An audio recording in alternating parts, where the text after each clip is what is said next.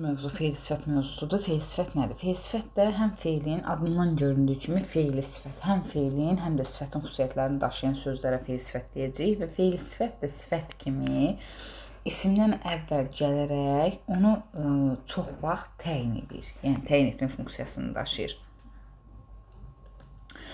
Və feil-sifətin də ikili xüsusiyyətləri var. Dediyimiz kimi həm sifətə aid xüsusiyyətləri var, həm də feilə aid xüsusiyyətləri var. Məsələn, feil-sifətin feilə aid hansı xüsusiyyətlərindən danışa bilərik? Feilə aid, burada da sifətə aid yazaq. Feil-sifətin feilə aid xüsusiyyətlərinin odur ki, feil kimi hərəkət bildirəcək. Bax, məsələn, oxuyan, yazan, oxumuş, yazmış. Deməli, hərəkət bildirməsi, hərəkət. Feilə aid birinci xüsusiyyət hərəkət bildirməsi, feil kimi təsdiq və inkarda olması. Məsələn, yazaq bura oxuyan, bir də oxumayan. Görürsünüz, həm təsdiqdə, burada təsdiqdə, burada da inkarda olur. Təsdiq və inkar olması, təsdiq və inkarda işlənməsi. Sonra qrammatik məna növlərində ola bilir. Məsələn, oxuyan,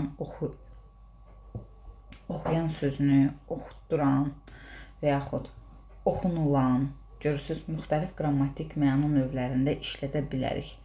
Və yaxud görmək sözünü götürə bilərik, yazmaq sözünü götürə bilərik. Yazan, məsəl üçün yazan, yazılan, yazışan və bu şəkildə qrammatik məna növlərində işlənir. Deməli, qrammatik məna növlərində işlənir və zaman mənası bildirir. Zaman məzmunu var ki, feil sifətin özündə şəkilçilərini keçəndə deyəcəyik. İndiki zaman məzmunu feil sifət, keçmiş zaman məzmunu və gələcək zaman məzmunu feil sifət şəkilçiləri var. Yəni zaman bildirməsini əlavə edə bilərik bura, feil aid xüsusiyyətlərini. Bir dəqiqə, zaman bildirir. Zaman bildirir və bir də feil sifət özündən əvvəl müəyyən sözlərlə əlaqəyə girərək tərkib yaradır. Belə deyək, tərkib yaradır. Tərkib yaratmaq. Və bu feil sifətin feil aid xüsusiyyətləridir. Bir də feil sifətin sifətə aid xüsusiyyətləri var ki, baxın, həm sifət, həm də feil sifət, deyək, ismin əvvəlində gələrək əşyanın əlamətini bildirir. Əşya əlaməti bildirməsi, əşya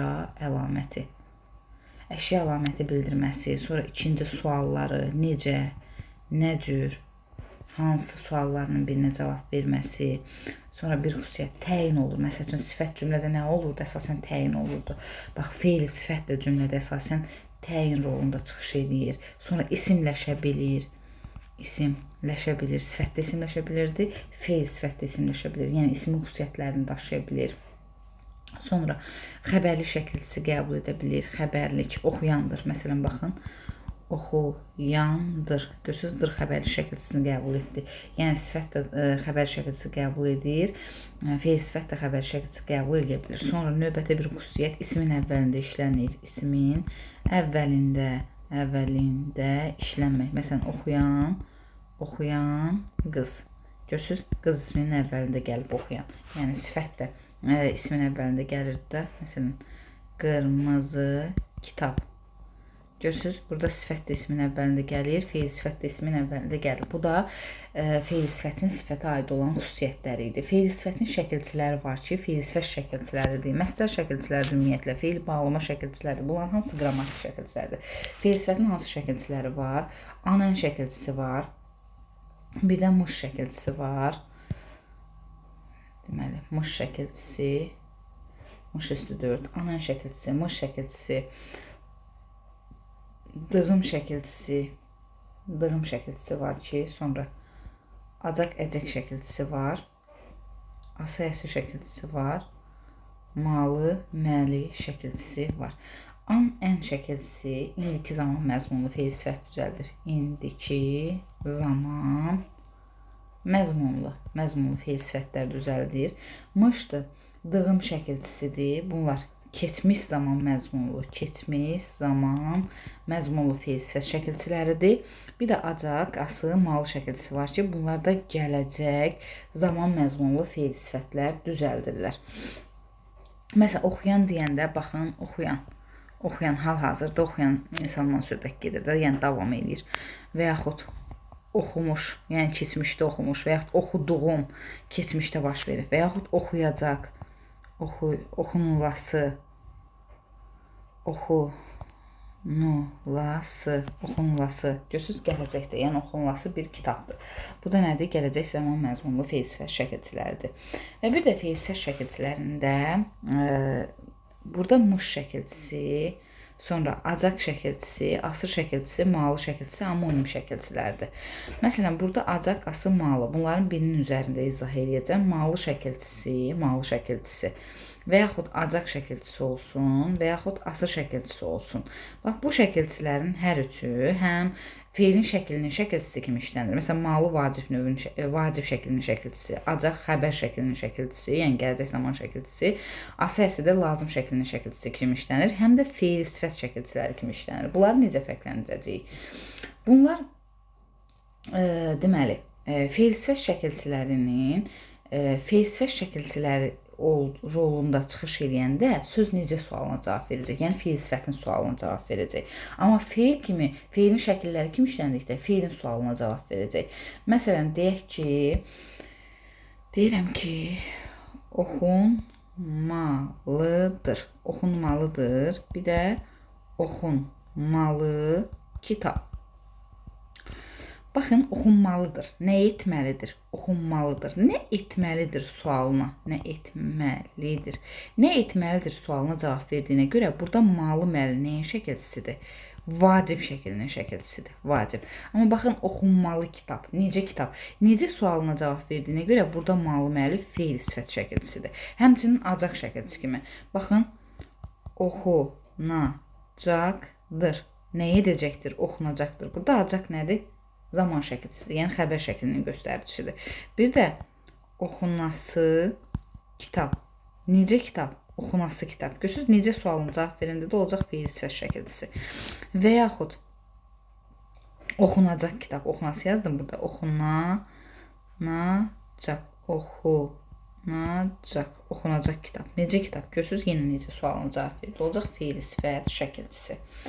Bax, feil sifət şəkilçiləri ilə vacib növün şəkillərin şəkilçilərini bu şəkildə fərqləndirmək lazımdır.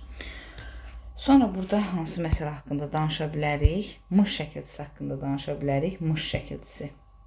Müxtəlif məqamlarda işlənir bu mış şəkilçisi. Mış şəkilçisi hansı məqamlarda işlənə bilər? Uşaqlar, mış şəkilçisini biz görə bilərik feil sifət şəkilçisi kimi, yenə feil sifət şəkilçisi kimi. Yazıram. Bunları silin. Bunlara ehtiyac olmayacaq. Deyirəm, oxunmuş kitab. Baxın, muş şəkilçili söz necə sualına cavab verirsə, oradakı muş feil sifət şəkilçisidir. Oxunmuş kitab, necə kitab? Deməli, buradakı muş nədir? Feil sifət şəkilçisidir. Necə sualına cavab verəndə olur feil sifət şəkilçisi. Sonra deyirəm ki, o kitab oxumuşdu. Feilin kökünə qoşulanda və yaxud başlanğıc şəklinə qoşulanda muş olacaq zaman şəkilçisi. Baxın, oxumuşdu. Oxumuşdu. Yəni nəqli keçmiş zaman şəkilçisi olacaq. Və yaxud muşdan əvvəl maq artırıram, oxumaq. Görürsünüz, alınır. Alınırsa deməli buradakı muş nədir? Zaman şəkilçisidir. Burada oldu keçmiş zaman şəkilçisi. Sonra deyirəm ki,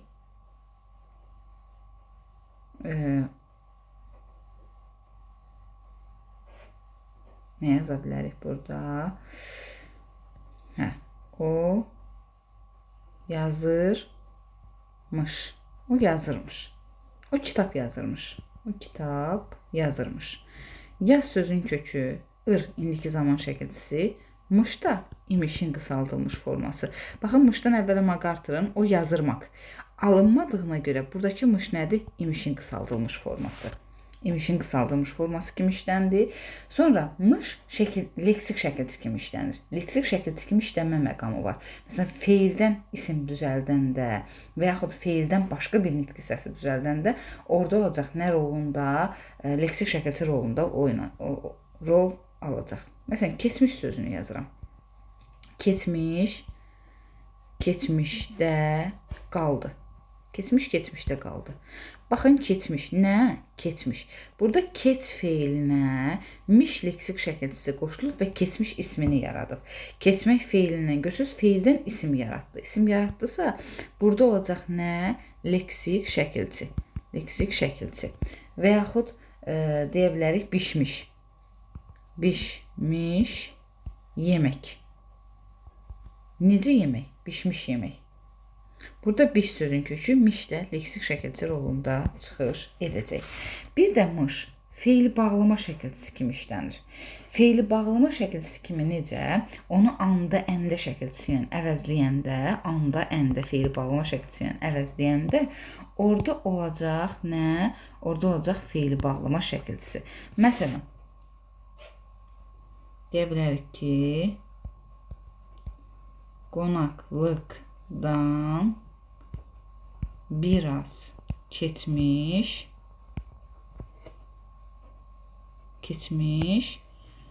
və o içəri daxil olmuşdu. Daxil olmuşdu. İndi buradakı mışa baxın. Qonaqlıqdan biraz keçəndə, əndə, görürsünüz, mışı əndi ilə əvəzləyirəm. Anda, əndə şəkilçisi ilə. Və o içəri daxil olmuşdu. Qonaqlıqdan biraz keçəndə o içəri daxil olmuşdu. Və yəni silirəm, o içəri daxil olmuşdu. Görürsünüz, mışı anda, əndi ilə əvəzləyə bildiyimə görə digər feili bağlama şəkilçisi ilə. Burada da mış nə şəkilçisi kimi işlənir? Feili bağlama şəkilçisi rolunda çıxış edir. Bir də burada bəzi bir məqamlara toxunaq. Keçən il ya ondan əvvəlki il idi, qəbula düşmüşdü. Çəkməli qız və yaxud yazaq dondurmalı pirojna. Pirojna. Burada çəkməli və dondurmalı sözünü verər bizə. Deyər ki, bu söz feili sifətdir. Və yaxud deyər ki, vacib şəklində işlənir. Fərq yoxdur, müxtəlif mənalarda verə bilər. Uşaqlar, burada çək sözün köküdür. Çək sözün kökü. Çəkmə. Mən leksik şəkilçi. Üzr istəyirəm uşaqlar. Çəkmə nə idi? Bir dəqiqə. Burada çəkmə sözün kökü lidə leksik şəkilçi. Lidə leksik şəkilçi. Deməli, bu söz nə oldu? Sifət oldu. Sifət. Nə feil sifət deyil, çünki feil sifətin şəkilçisi yoxdur. Nə vacib şəklində olan feil falan deyil. Yəni, bunu qarışdırmamaq lazımdır. Çəkməli söz olacaq nə? Sifət. Düzəltmə sifət. İndi burada baxın, dondur. Don sözün kökü, dondur. Nəyid? Dondur. Dur leksik. Dondurma. Ma leksik. Çünki burada görürsünüz, dondur feilindən dondurma ismini yarattığına görə buradakı maya leksik şəkilçi deyəcək. Bir də dondurmalı. Və inkar məzmunu yoxdur da, dondurmalı. Dondurmalıda nə inkar məzmunu var? Yoxdur. Olmadığına görə buradakı ma leksik şəkilçi olacaq. Lı da leksik şəkilçi. Və burada dondurmalı sözünə feil sifət deyə bilmərik. Düzəltmə sifət deyəcəyik yenə. Düzəltmə sifət. Bu da belə. Bax, belə. Sonra biz burada nə deyə bilərik? Bəzən feil sifətlə sifət düzəldən feil sifət şəkilçisi anənlə feildən sifət düzəldən şəkilçiləri qarışdırırlar. Hansı şəkilçi? Əyən şəkilçisi ilə an ən şəkilçisini. Bunları fərqləndirmək üçün nəyi bilmək lazımdır? Baxın, hər ikisi aid olduğu ismin əvvəlində gəlir. Bu, onların oxşar cəhətlidir və hər ikisi əşyanın əlamətini mi, nəyini mi bildirir və eyni suala cavab verilir. Eyni sual cavab verir, əşyanın əlamətini bildirirlər. Və hər ikisi də isimləşə bilir. İsimləşə bilir. Bu, onların oxşar cəhətidir. Amma fərqli cəhəti nədir? Məsələn, feil sifət şəkilçisindən danışanda biz buna nə deyirik? Qrammatik şəkilçi deyirik. Amma əyən feil sifət şəkilçisi leksik şəkilçidir. Leksik şəkilçidir. Və bu anən şəkilçisi inkar şəkilçisini işlənə bilir, əyən şəkilçisi inkar şəkilçisindən işlənə bilmir. Məsələn, deyirəm ki, oxuyan, bir də var oxuyan sözünü götürməyək. Məsələn, nə sözünü yaza bilərik? Yaza bilərik. Gülən. Gülən sözünü götürək. Gülən sözü. Bir də gül əyən sözü. Baxın, burada sözün kökü güldür. Ən feili sifət şəkilçisidir. Deməli, gülən nədir? Feili sifətdir. Bir də baxın, gülməyən. Gülməyən. Görürsünüz, feil sifət şəkilçisi söz rahatlıqla inkarda işlənə bildi. İndi güləyən. Güləyəndə gül sözün kökü, əyən leksik şəkilçisi. Yəni, burada güləyən sifətdir. Gülən feil sifətdir. Güləyən sifətdir. Gül feilinə əyən şəkilçisi qoşulub sifəti yaradır. Və bunu gəlin inkarda işlədək. Gülməyən.